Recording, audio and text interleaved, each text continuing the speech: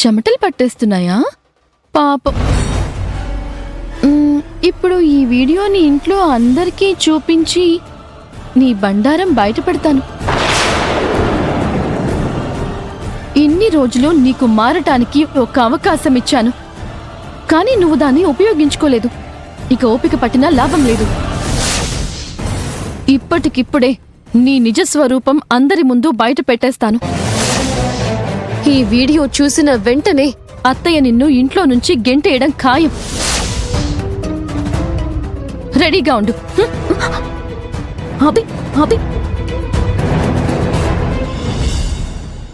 నల్లపూసల కార్యక్రమం ఆగాలి అంటే రాహుల్ ఇంట్లో ఉండకూడదు.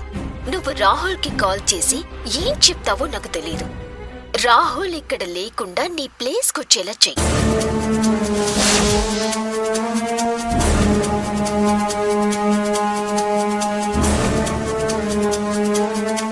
నీ దగ్గరికొచ్చాక టైంపాస్ చెయ్యి, లేదా ఏ స్లీపింగ్ పిల్లో కలిపి నిద్రపోయేలా చెయ్యి.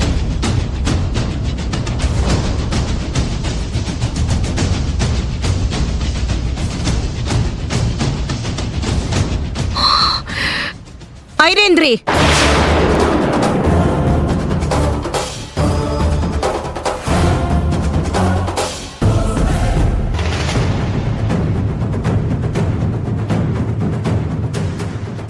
రాహుల్ బాబు మీ మాట కూడా వినకుండా ఇక్కడ జరుగుతున్న కార్యక్రమాన్ని వదిలి వెళ్లిపోవడానికి కారణం ఏంటో ఎవరో అర్థమైందా అత్తయ్య?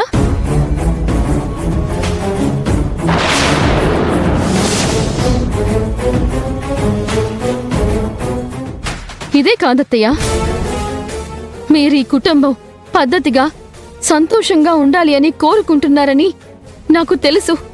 అందుకే మీ మనసు బాధపడకూడదు అని చాలా విషయాలు మీ దగ్గర దాచిపెట్టాను.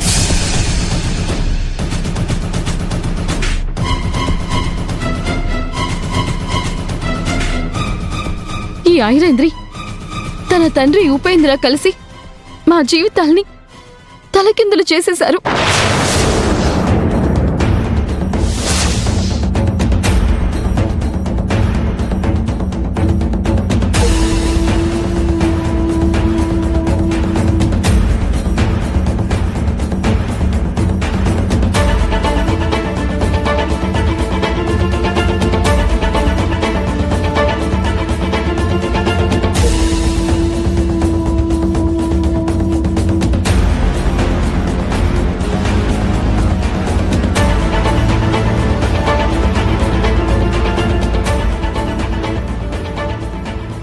ఇప్పుడు కూడా తన కొడుకు రాజకీయ భవిష్యత్తు కోసం నాతో పెళ్లి జరిపించి నా జీవితం నాశనం చేయాలని చూస్తున్నారు.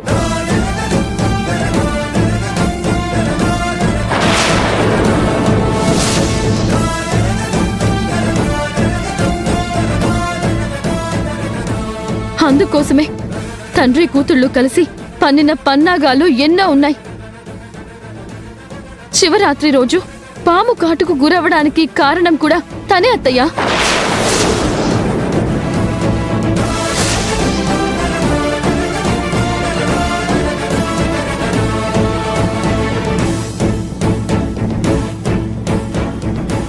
కానీ ఆ అవకాశాన్ని వాడుకొని ఆ పాములు పట్టే వ్యక్తిని అబద్ధపు సాక్ష్యంగా మార్చి రాహుల్ బాబు మనసు విరిగిపోయేలా చేసింది.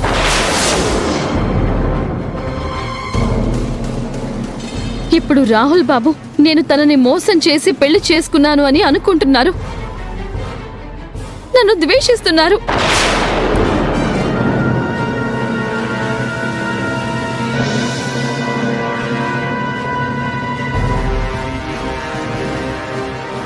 కేవలం మీకోసమే సంతోషంగా ఉన్నట్టు నటిస్తున్నాను. నిజానికి రాహుల్ బాబు నన్ను భారీగా అంగీకరించడం లేదు. దీనంతటికీ కారణం ఈ ఐరేంద్రి అత్తయ్య.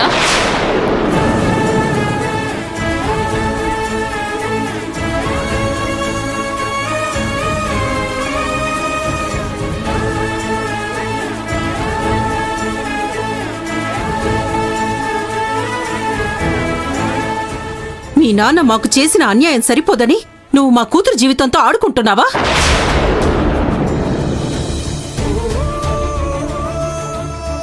ఛీ! ఆ రాక్షసునికి తగ్గ కూతురు అనిపించుకున్నావు. గుడిలో మీ వాళ్లతో కలిసి నన్ను బంధించినప్పుడే నీ నిజ స్వరూపం బయట పెట్టేవాణ్ణి. కాని నా కూతురు చావు బతుకుల్లో ఉండడం వలన నిన్ను వదిలేశాను.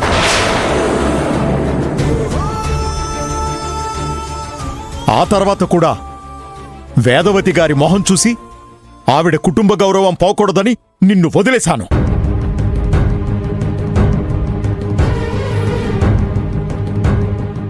పోనీలే, పాపం ఆడపిల్లను వదిలేస్తుంటే నా కూతురు జీవితాన్ని నాశనం చేయాలని చూస్తావా? నిన్నేం చేసినా పాపం లేదు. శేషయ్య గారు, మీరు ఆవేశపడకండి. తనకి తగిన శిక్ష విధించాల్సిందే. అది ఎలాంటి శిక్ష అనేది వేదనే నిర్ణయించాలి.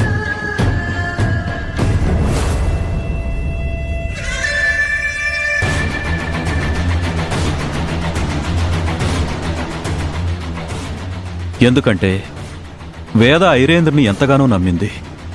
ఆ నమ్మకానికే ద్రోహం చేసింది.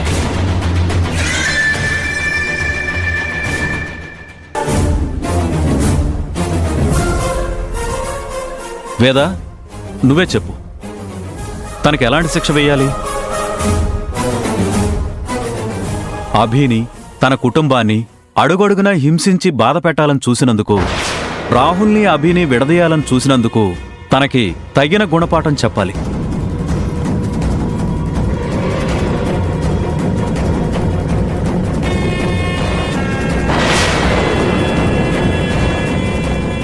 ఇంకా ఆలోచిస్తున్నారేంటత్తయ్యా? నేను బాధపడతానని ఆలోచిస్తున్నారా? అత్తయ్య, ప్రేమంటే నమ్మకం. ఐరేంద్రి ఆ నమ్మకాన్నే పోగొట్టుకుంది.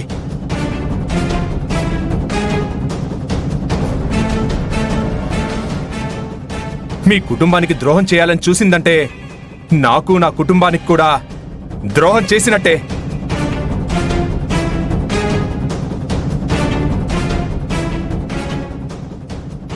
ఇలాంటి అమ్మాయి నా జీవితంలో అక్కర్లేదు అత్తయ్య. నువ్వే నిర్ణయం తీసుకున్నా నేను అంగీకరిస్తాను.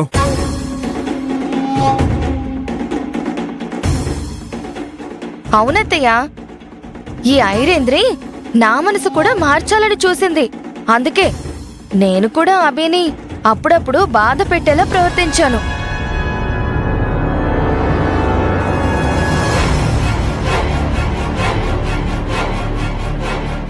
నా సొంతంగా నేనేది చెయ్యలేదత్తయ్యా.